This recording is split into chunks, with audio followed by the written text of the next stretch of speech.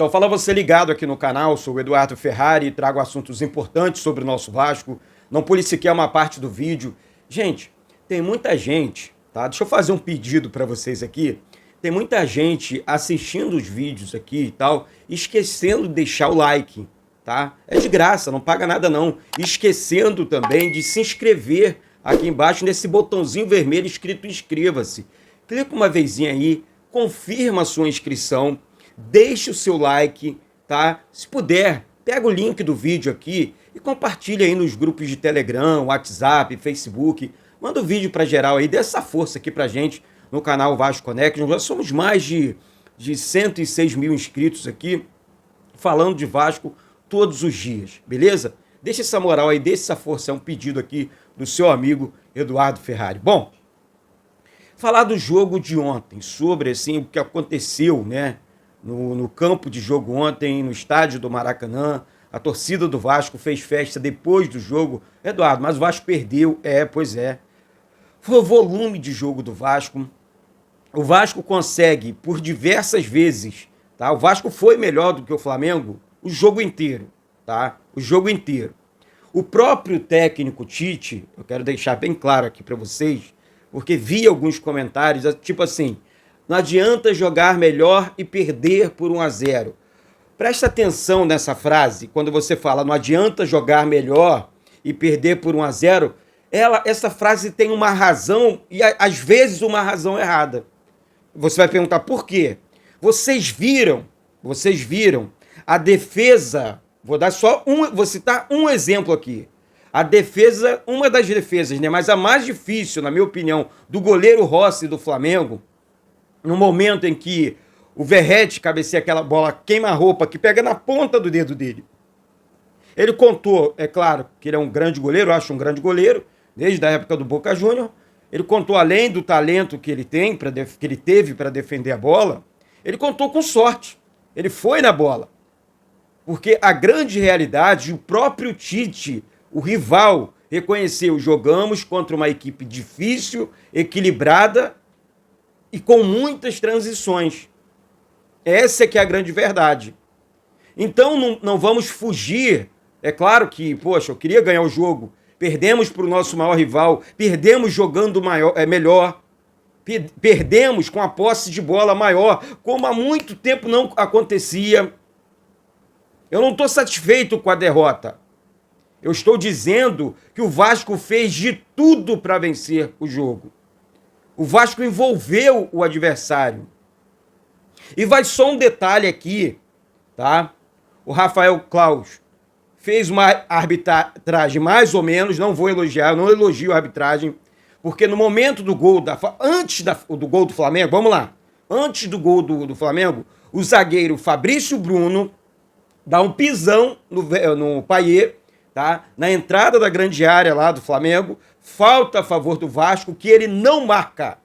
Ele não marca. O Payet ficou caído, sentindo dores, machucado. E aí depois, enfim, todo mundo viu que ele não marcou a falta. Foi falta, tá? Foi falta. Esse lance geraria um lance de perigo a favor do Vasco. Uma bola na área, uma bola, enfim, pro gol, uma falta pro Vasco. Na entrada da grande área, a favor do Vasco. Enfim, ele não marcou a falta. Na minha opinião, erro de arbitragem, tá? Aí você vai dizer, mas tá chorando com a arbitragem. Não, eu estou falando o que eu vi, o que aconteceu dentro do campo de jogo. Aí houve as alterações, desculpa. Né? A saída do Zé Gabriel, a entrada do Jair no jogo, entrou também o Orejano. Enfim, o Payet estava realmente cansado, né? Jogou os dois tempos, o tempo inteiro. Né? O Vasco dominou os 30 minutos do segundo tempo inteiro. Início do jogo, o Vasco marcando pressão. E eu falava durante a transmissão, o gol do Vasco vai sair a qualquer momento. O Vasco é melhor em campo. Gente, eu vou abrir aqui, para vocês não acharem que eu estou... Eduardo, tá falando isso? Não, tá aqui, não sou eu que tô falando. São os números do jogo, tem os números do jogo aqui, da série. Não vai dar por conta para você ver, por conta da iluminação aqui. Mas, o Vasco teve 53% de posse de bola contra 47% do Flamengo. O Flamengo cometeu 10 faltas, o Vasco 15. Impedimentos, 1 para cada lado. Finalizações, olha só. O Vasco finalizou quase o dobro do Flamengo. Quase que o dobro. O Vasco finalizou 17 vezes, o Flamengo 10 vezes. Sabe? Finalizações no gol. O Vasco teve 8 vezes, o Flamengo 4. Aqui o dobro. Né? Você fala, mas eles finalizaram e fizeram um gol. Beleza, um lance isolado e que eu comentei aqui. Teve a falta em cima do Payet, né? E os cartões amarelos, um pro Flamengo, 2 pro Vasco, né? Quem recebeu o cartão amarelo pelo lado do Vasco foi Paulo Henrique e também o Paulinho. Pelo lado do Flamengo, o Fabrício Bruno. Esse que cometeu a falta em cima do Payet.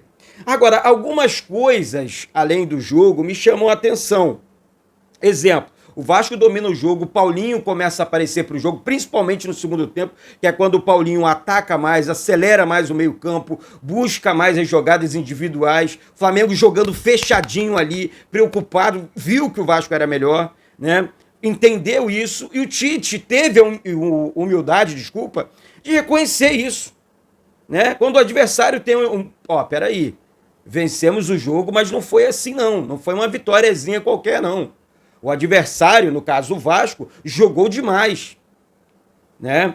Na minha opinião, o jogo de ontem, é só minha opinião, vitória do Vasco, mínimo empate. No mínimo empate.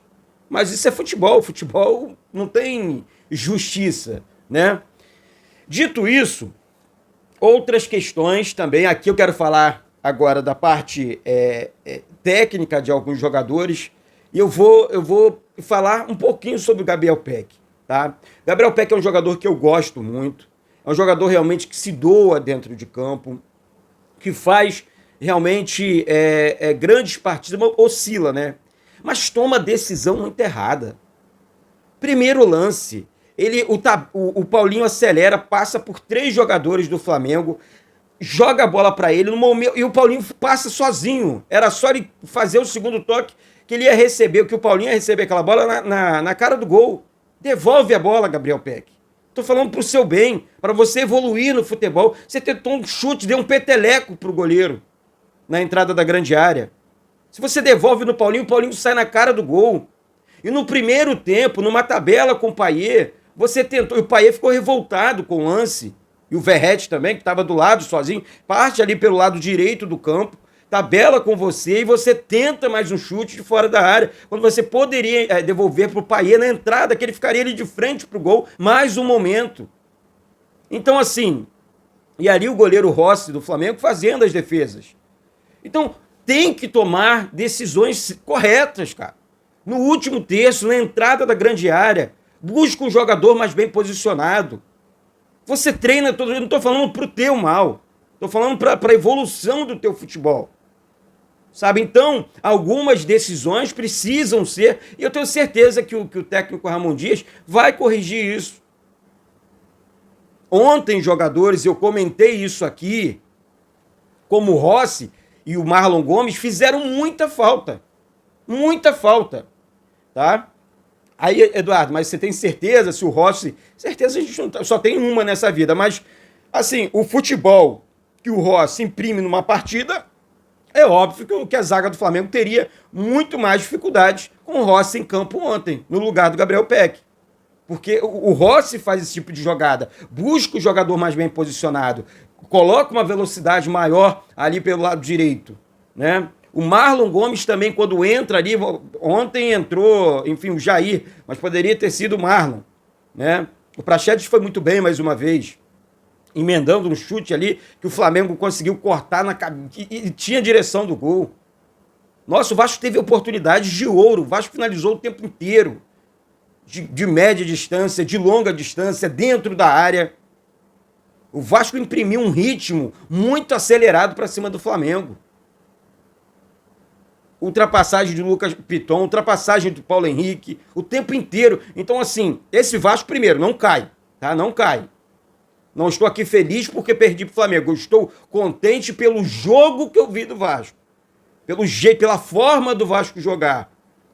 Né? Com o padrão de jogo do Vasco em campo. Tá? Então a gente precisa dividir as coisas. Está aí, o rival reconheceu. Eu não preciso falar mais nada. Tá? Não preciso falar mais nada.